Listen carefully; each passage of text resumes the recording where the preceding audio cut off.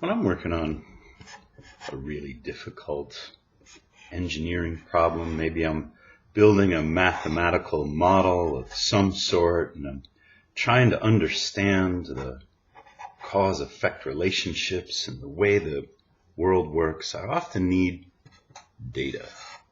I need information about different parameters or variables in the model, and I'll write the equations that model or describe the relationship between these parameters.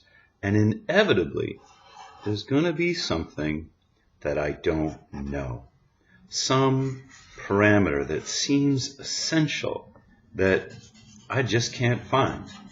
At that point, I have a couple of choices. Shall I stop and research this unknown parameter until I have confidence in the value that I'm going to insert into my model? Or shall I make an assumption? The advantage of the assumption is it allows my analysis to proceed. It allows me to stay creative. It allows me to continue to understand and ask questions. The disadvantage of the assumption is that it's probably wrong.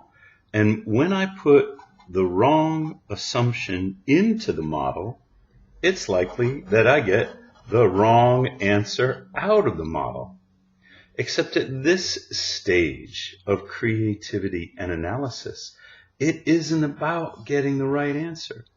When we're doing something brand new, when we're doing research, when we're doing product development, when we're doing analysis of technologies that never existed before, there's no one right answer. There might be a multitude of right answers. There might be a multitude of wrong answers. The important thing about making assumptions is that they allow us to find the right questions. And how do they do that? Well, we'll put something into our model that we know is wrong. And what comes out of our model, again, we know is wrong, but it might be possible to succeed even with incorrect information.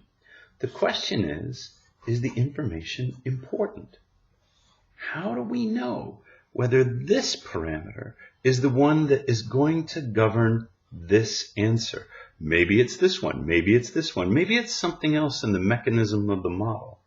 The way that we investigate the assumption to find out whether it's an important assumption, because now we're not worried about right or wrong, we're worried about whether this is an important question, is we typically do a sensitivity analysis.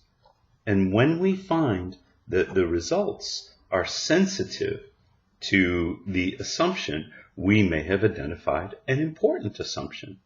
If we find that the results are not sensitive to the assumption, then that's probably an unimportant question. How we do the sensitivity analysis is a subject of another video.